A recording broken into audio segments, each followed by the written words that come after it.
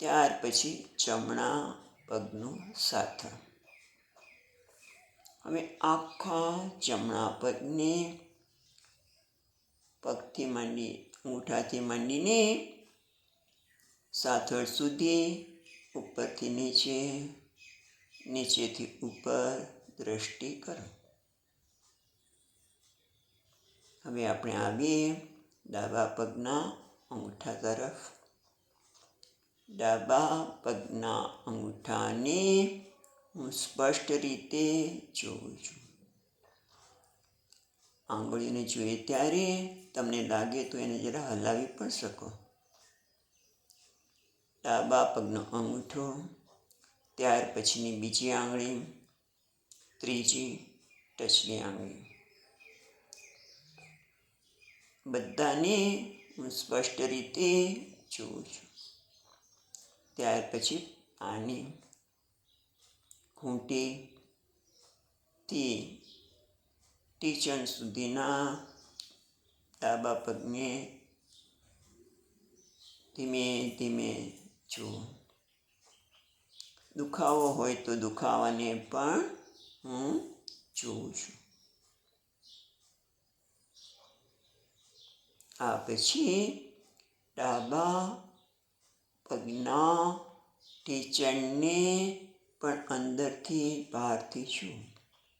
એના દુખાવો હોય, જો દુખાવો હોય તો એ દુખાવાને પણ હું જોઉં છું.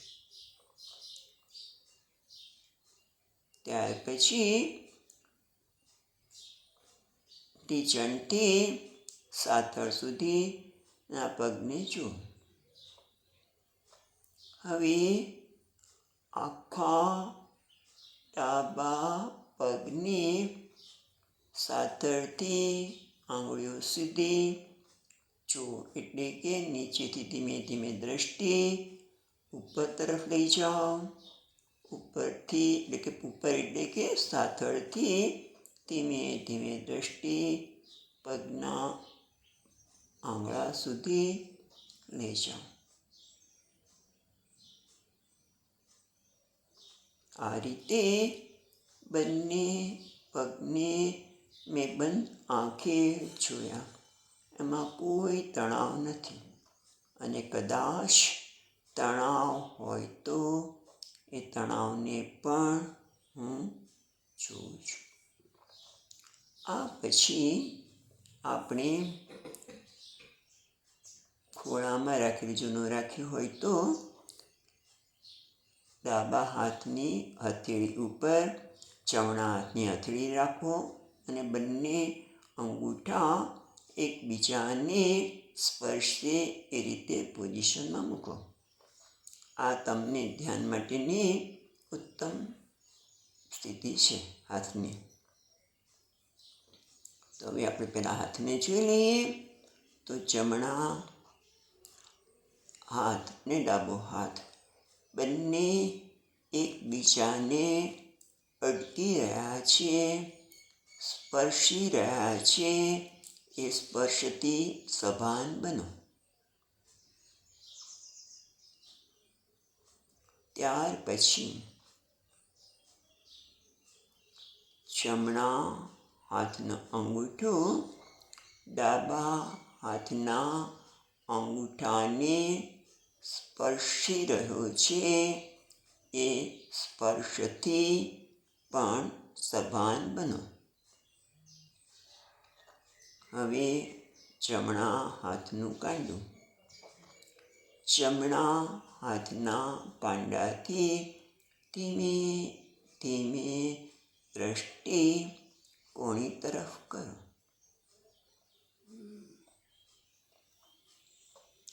કોણીથી કાંડા તરફ એક વખત ફરી દ્રષ્ટિ કરો. પાછા કાંડાથી કોણી તરફ. હવે દ્રષ્ટિને કોણીથી ધીમે ધીમે ખભા તરફ લઈ જઈએ. એમાં કોઈને દુખાવો થતો હોય હાથમાં તો એને પણ હું જોઉં છું. હવે આખો જમણો હાથ, કારણ કે બંને હાથની હથેળીઓ તો એકબીજાને સ્પર્શી રહી છે, માટે હવે આપણે ખભાથી ધીમે ધીમે કાંડા તરફ અને કાંડાથી ધીમે ધીમે ખભા સુધી આ બંધ આંખે જમણા હાથને જોઈએ છે.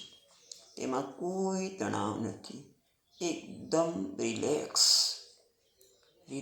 થઈ ગયું છે, હળવું થઈ ગયું છે. કદાચ ન થયું હોય તો એનો પણ સ્વીકાર કરું છું. હવે ડાબા હાથ ઉપર આવી ડાબા હાથનું કાંડું, કાંડાથી દ્રષ્ટિ ધીમે ધીમે બંધ આંખે આપણે કોણી સુધી લઈ છે. એ રીતે કોણીથી પાછી દ્રષ્ટિ કાંડા તરફ લાવીએ. ફરી એકવાર કાંડાથી કોણી તરફ જઈએ. હવે ડાબા હાથની કોણીથી ધીમે ધીમે દ્રષ્ટિ ખભા સુધી પહોંચાડીએ. એમાં કોઈ દુખાવો હોય તો દુખાવાને પણ હું જોઉં છું. હવે બંને હાથ ફરી એકવાર આપણે જોઈએ છીએ કે બંને હાથની હથેળીઓ એકબીજાને સ્પર્શી રહી છે અને બંને અંગૂઠા એકબીજાને સ્પર્શી રહ્યા છે. એ સ્પર્શથી સભાન બને. હવે દ્રષ્ટિ પેટ તરફ, પેટને જોઈએ, અંદરથી પણ જુઓ. છાતીને બરાબર જુઓ. કદાચ ક્યાંય દુખાવો હોય તો એને પણ હું જોઉં છું. હવે દ્રષ્ટિ પાછળ કરીએ આપણે, શરીરના પાછળના ભાગમાં.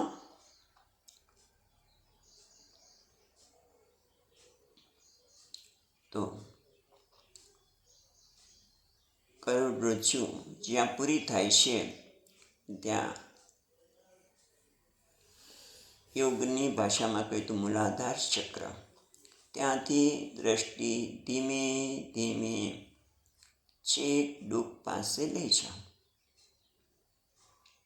કરોડરજ્જુને પણ અંદરથી જુઓ.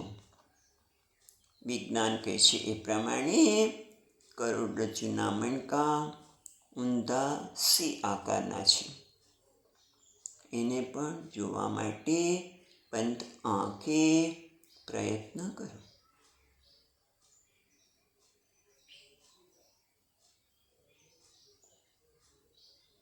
હવે કરોડરજ્જુને લીધે આપણે પીઠના બે ભાગ કરીશું, જમણો ભાગ અને ડાબો ભાગ.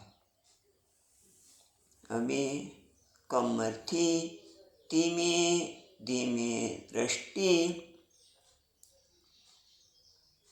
ડોકના પાછળના ભાગ સુધી લઈ જાઓ અને બરાબર જુઓ.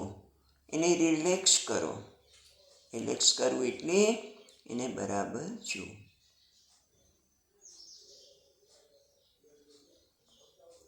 કદાચ કોઈ ભાગ દુખતો હોય તો કમરના ભાગને પણ હું જોઉં છું.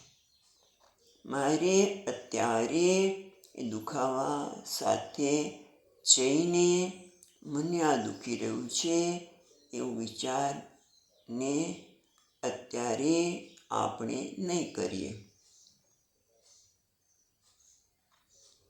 એ જ રીતે ડાબો ભાગ આપણે પાડ્યો તો કમરથી છેક ખભા સુધી આ ભાગને, પાછળના ભાગને સ્પષ્ટ રીતે હું જોઉં છું. એમાં કોઈ તણાવ નથી. હવે આપણે ડોક તરફ આવીએ.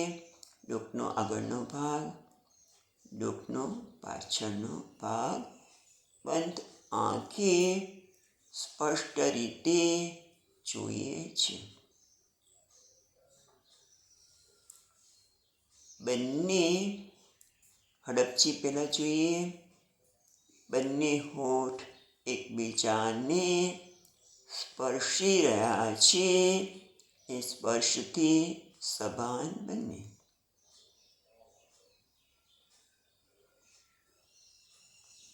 હવે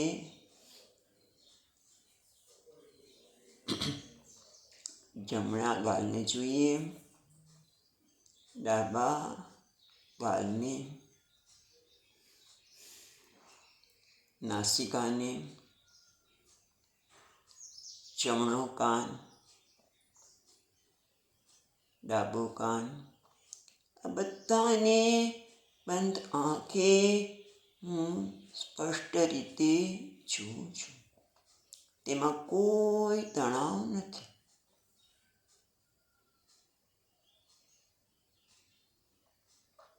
બંને આઈબ્રો, જમણી આઈબ્રો, ડાબી આઈબ્રો, કપાળ, કપાળમાં કરેલું તિલક,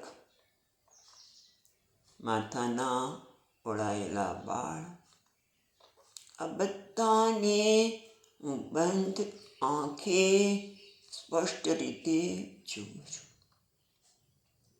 આખા શરીરને આપણે પગથી માથા સુધી જોઈએ.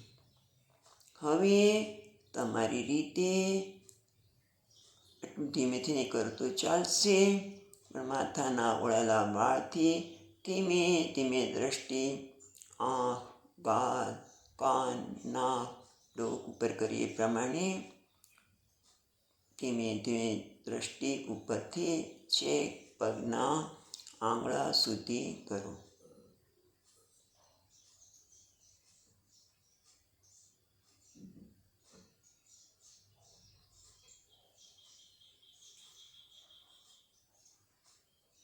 આમ આખું શરીર રિલેક્સ થયું છે, હળવું થઈ ગયું છે.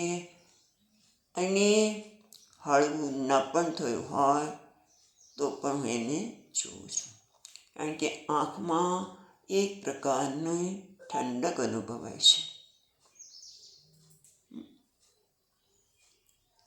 એને પણ હું જોઉં છું. હવે આપણી દ્રષ્ટિ નાસિકા ઉપર લાવીએ. હવે બીજું સ્ટેપ છે એ શ્વાસને જોવાનું. ઊંડા શ્વાસ નથી લેતા આપણે, પણ સહજ રીતે ભગવાનની કૃપાથી જે શ્વાસ અંદર જાય છે અને બહાર નીકળે છે એના પર દ્રષ્ટિ કરીએ. જ્યારે શ્વાસ અંદર જાય છે ત્યારે ખરેખર આપણી ફેફસામાં એ શ્વાસ જવાથી છાતી સેજ બહાર આવે છે, ઉદરપટલ બહાર આવે છે. પણ આપણે એ રીતે શ્વાસ લેતા હોઈએ તો કશો વાંધો નહીં.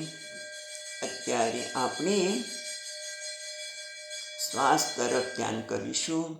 શ્વાસ અંદર આવે ત્યારે ભગવાનનું નામ જોપ દઈએ. અહીંયા આ સ્થાનમાં રાધા અને કૃષ્ણ રહેલા છે, તો આપણે રાધે કૃષ્ણ. શ્વાસ અંદર આવે ત્યારે રાધે, બહાર નીકળે ત્યારે કૃષ્ણ. અંદર લો રાધે, બહાર કાઢીએ ત્યારે કૃષ્ણ. જો અહીંયા રાધે બોલું ત્યારે તમે શ્વાસ સભાનતાપૂર્વક અંદર લેશો, સભાનતાપૂર્વક અંદર લો છો અને કૃષ્ણ કહું ત્યારે બહાર કાઢજો. શ્વાસ ઉપર ધ્યાન. હા, રાધે કૃષ્ણ, રાધે કૃષ્ણ. ધ્યાન શ્વાસ ઉપર છે આપણું. રાધે કૃષ્ણ, રાધે કૃષ્ણ. હવે તમારી રીતે તમે બે ત્રણ મિનિટ સુધી જ્યાં સુધી અહીંયાથી સૂચન ન મળે ત્યાં સુધી તમારી દ્રષ્ટિ શ્વાસ ઉપર કેન્દ્રિત કરીને મનમાં જ રાધે કૃષ્ણ બોલો અને દ્રષ્ટિ શ્વાસ ઉપર.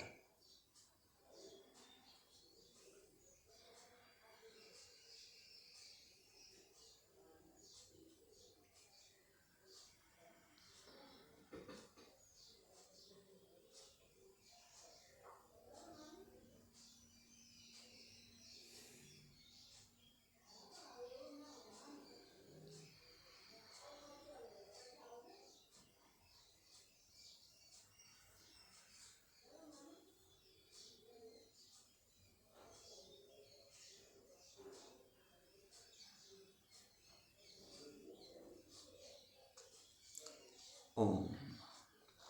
આ ધ્યાનની પ્રારંભિક પ્રક્રિયા છે. પ્રથમ પ્રક્રિયા આપણે આજે જોઈએ. ઓમ શાંતિ શાંતિ શાંતિ.